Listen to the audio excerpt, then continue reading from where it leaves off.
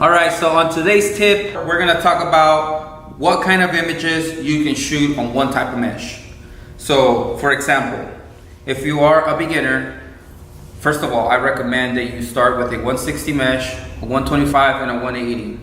I don't think you need anything else other than that because your images might not be as crazy detailed as once you start getting more business or start getting into more detailed designs. So for example, something like this, I would definitely burn it on a 125, a 160, possibly not a 180 unless I'm doing black ink.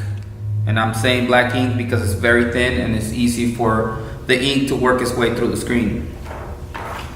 Now something like this, you could also go 160, 125, maybe not a 180, unless, again, you're doing black ink.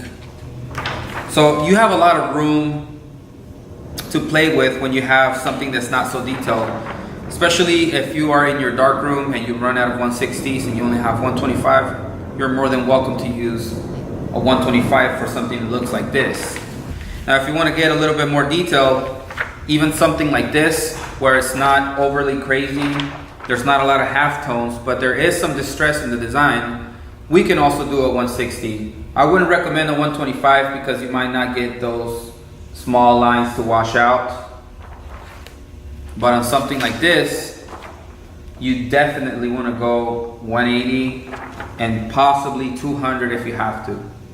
I have washed this out on a 180 before, and as a matter of fact, I'm working on this later, so I will burn it on a 180.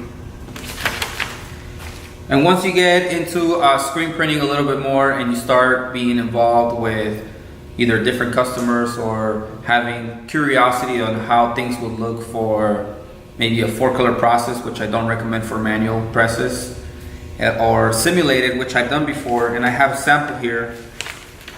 This example that I have, it's a 4-color simulated process, and this one in particular I burned on 230s. Everything washed out just fine. The details are not too crazy. I'm not sure if it's hard to see or not on the camera, but you can see that once I put everything together, the image comes alive, and that's kind of what happens on the press when we're printing one after another, all wet on wet. That's not always the case. We're not talking about printing, so whatever.